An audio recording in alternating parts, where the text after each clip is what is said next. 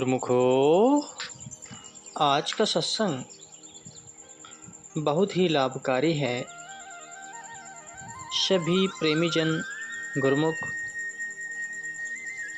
ध्यान पूर्वक सुने और लाभ उठाएं। गुरुमुखो, यदि कोई आदमी दलदल में फंस जाता है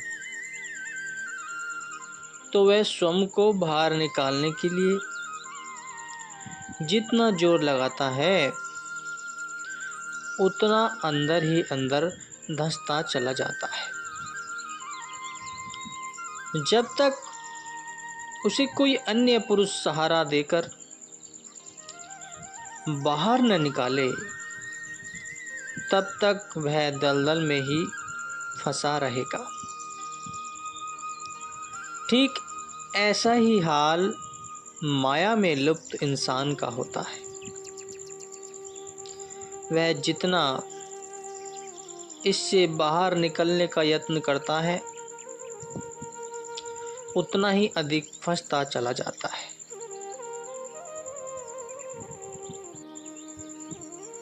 जीव को इस दलदल से मुक्ति दिलाने की सामर्थ्य शक्ति केवल संतों के पास ही होती है।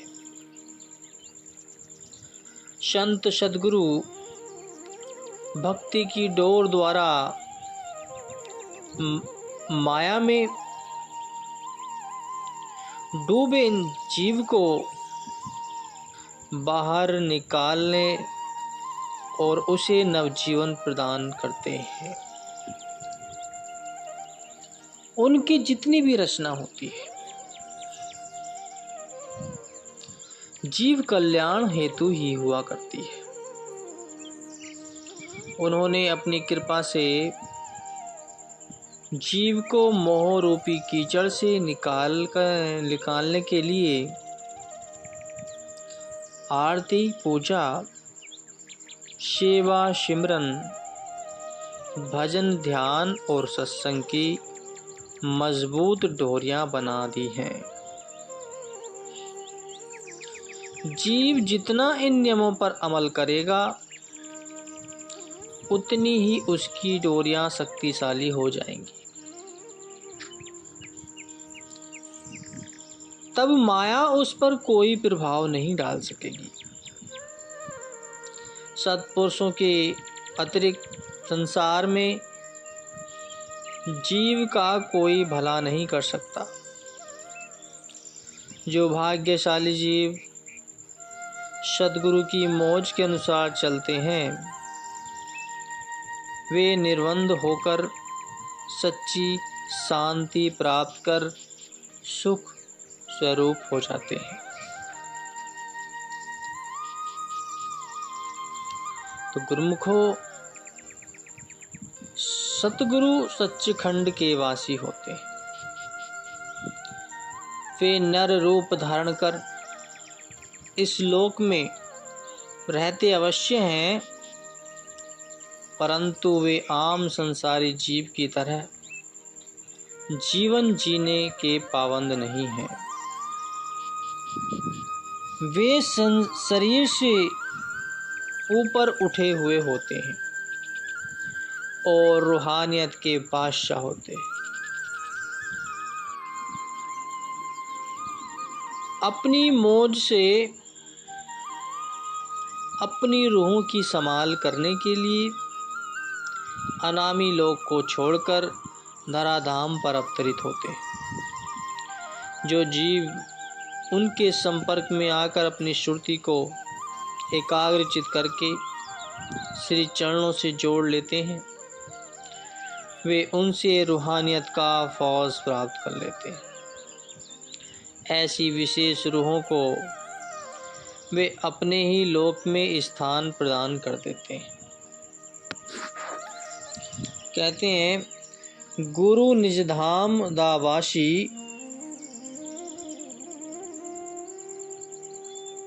ऐसानु नाल ते जासी।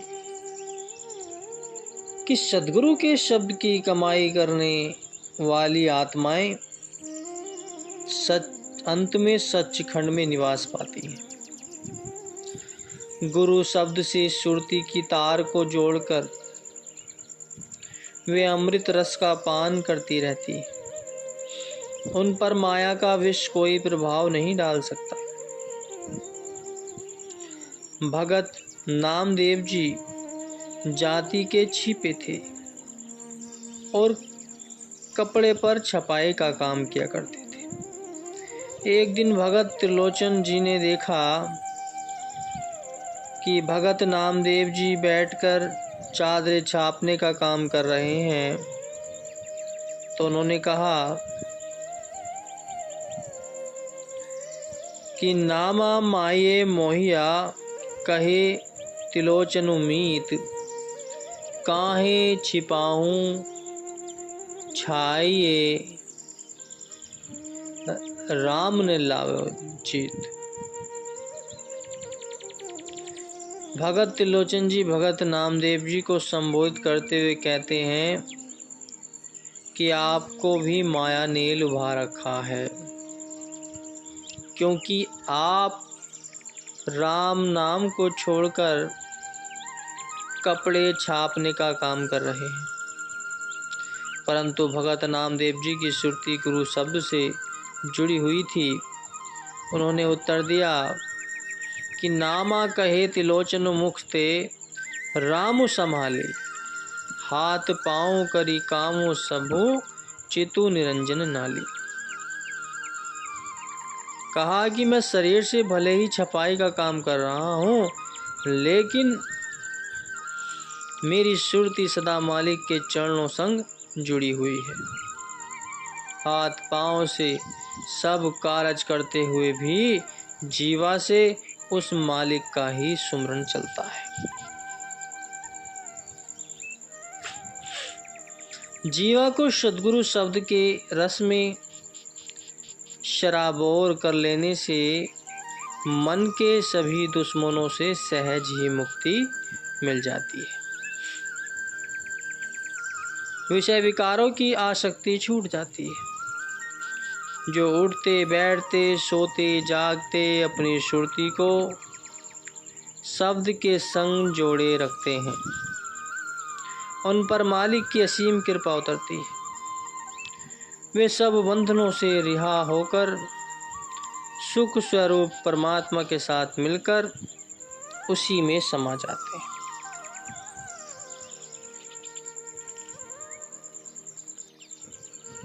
अब मनुष्य को चाहिए कि भक्ति के साथ सत्य मार्ग की राह भी आवश्यक है।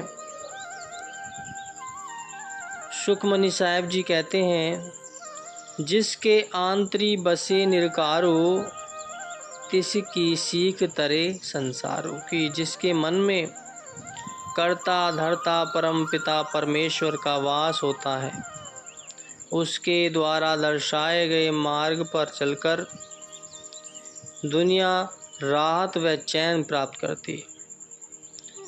जिन्होंने गुरु दरबार की बैठक मिली है और श्री सद्गुरुदेव महाराज जी की चरण शरण में उनके पावन वचन सुनने का सुअवसर मिला है, यह उनकी बहुत खुशनसीबी है। जब पूर्वले जन्मों के कर्म फल देने को आते हैं, तब जाकर ऐसा सहयोग मिलता है। सद्गुरु के पावन दरबार में कोई विरली गिनी चुनी रूहों को ही प्रवेश मिलता है, क्योंकि भक्ति मार्ग कोई सहज नहीं है। यहाँ हर समय मन पर नियंत्रण करना सिखाया जाता है, आज्ञा में तत्पर रहने का पाठ पढ़ाया जाता है, ताकि जीव अपने जीवन को वचनों के सांचे में डालकर सत्य की राह पर चलता हुआ श्री सद्गुरुदेव महाराज जी की प्रसन्नता को पाकर अपने जीवन के असली ध्येय को प्राप्त कर सके। सत्य तो आखिर सत्य होता है। कहते हैं सच की नाव हिले पर कभी न टूटे, कि जो सत्य से अनभिज्ञ हैं, जिन्हें इस राह पर चलने का अनुभव नहीं है, वे भक्ति की महिमा को कैसे जान सकते हैं। वे तो इसे ठोली मात्र मानकर हंसी उड़ाने से भी परहेज नहीं करते। लेकिन जिन्हें यथार्थ का ज्ञान हो जाता है, वे लाख कठिनाइयाँ आने पर भी सत्य के मार्ग से अडोल नहीं होते।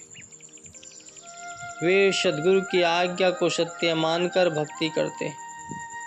उनके प्रति गुरुवाणी में कथन आया है कि सूरा सो पहचानिए, जू लरे दीन के हेत, पुरजा पुरजा कटी मरे, कबहु न छाड़े खेत। कि सद्गुरु की आज्ञा को शिरधार्य कर ऐसे भक्तों ने शारीरिक दुख व यातनाओं की तनक भी परवाह न की। जो असलियत के भेद को पा जाए, वह फिर नश्वर व फानी चीज़ों में चित्त को अटकाकर समय नहीं गवाता। ऐसे गुरुमुख प्रेमियों के नाम इतिहास में आज भी अमर होते हैं। सत्य की राह कठिन होने पर भी स्थायी होती है, परंतु असत्य की राह का वजूद घास की आग की तरह जलकर भस्मीभूत हो जाता है। पांडवों की सेना थोड़ी थी, परंतु पांडव सत्य पर अडिग थे। कौरवों की सेना का कोई अंत हिसाब न था, परंतु वे असत्य का दामन पकड़े हुए थे। इसलिए विजयी श्री उनको न मिलकर पांडवों के पक्ष में ही आई। इसलिए नेक नियत व दृढ़ निश्चय से जो सत्य का सहारा लेकर चलता है, सत्य उसकी हर पल व हर पग पर सहायता करता है। समय आने पर सारी दुनिया उसी का ही यशोगान करती है। तो गुरुमुखो, कबीर साहब जी कहते हैं कि झूठे सुख को सुख कहे, मानत है मनमोद, जगत चबेना काल का, कुछ मुख में कुछ गोद। कि जो मनुष्य मायावी पदार्थों के अस्थायी व झूठे सुख को वास्तविक सुख समझकर मन को उसी में रमा आनंद मानते हैं, वे काल की गोद में ऐसे समा जाते हैं जैसे बालक की गोद में चने। जो कुछ तो बालक द्वारा खा लिए गए हैं और बाकी जो रह गए हैं, वे भी कुछ ही पलों में खा लिए जाएंगे। भगवान श्री कृष्णचंद्र महाराज जी ने जब अर्जुन को अपना विराट मुख खोल कर दिखाया, तो क्या देखा कि कौरव काल रूपी अग्नि की ओर बरबस ही दौड़े चले जा रहे हैं। भगवान के वचन को न मानकर काल से भला किस प्रकार बचा जा सकता है। इंसान स्वयं को कितना भी बुद्धिमान क्यों न समझे, परंतु सच तो यह है कि जिसने मुंह को अगर पश्चिम दिशा की ओर कर लिया, तो पूर्व की तरफ निश्चय ही उसकी पीठ होगी। महाभारत का युद्ध आरंभ होने से पहले श्री कृष्ण जी पांडवों की ओर से संधि का प्रस्ताव लेकर कौरवों के पास गए और उन्हें बड़े प्रेम पूर्वक समझाकर पांडवों के लिए केवल 5 गांव दे जाने का आग्रह किया। दे देने का आग्रह किया। भगवान श्री कृष्ण जी ने पूरा प्रयास किया कि किसी प्रकार युद्ध टल जाए, ताकि युद्ध से होने वाले भयंकर हानि से बचा जा सके। लेकिन दुर्योधन ने भगवान की एक न मानी, अपितु क्रोध होकर कहने लगा कि मैं पांडवों को सुई की नोक जितनी जगह भी नहीं दूंगा। भगवान जान गए कि अब ये काल के वश में हो गया है, जो इन्हें अच्छा वचन भी नहीं सुना जा रहा है, इनसे अच्छे वचन भी नहीं सहन हो रहे। भगवान की आज्ञा को ठुकराने का परिणाम यह हुआ कि जिस दुर्योधन के ऊपर 12 योजन का शस्त्र झूलता था, युद्ध के उपरांत उसकी देह को चीले नोच नोच कर खा गई। यदि औषर चेत्यो नहीं पशु त्यो पाली देह, संत नाम जान्यो नहीं अंत पड़े मुख खे। कबीर साहब जी कहते हैं कि मानुष जन्म के बहुमूल्य अवसर को सतनाम बिना गवाकर केवल शरीर के खान पान में ही सुरती को अटकाकर पशुओं जैसा जीवन बसर करने से अंत में मालिक के दरबार में शर्मिंदगी उठानी पड़ेगी।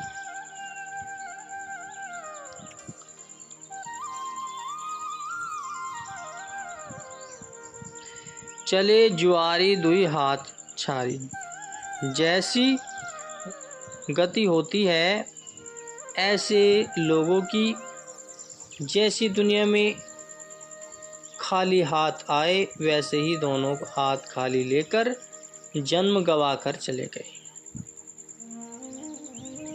कबीर साहब जी कहते हैं कि इंसान झूठी दुनिया के लिए अपना ईमान व विश्वास खो बैठता है, परंतु दुनिया अंत में उसके साथ नहीं जाती।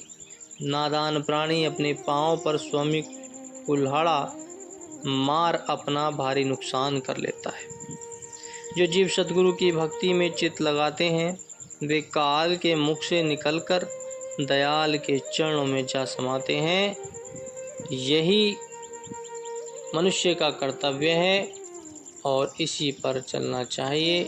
संत बार बार यही समझाते हैं कि सत्य का मार्ग अपनाओ, भक्ति का मार्ग अपनाओ और परमात्मा की राह पर चलो। बोलो जयकारा।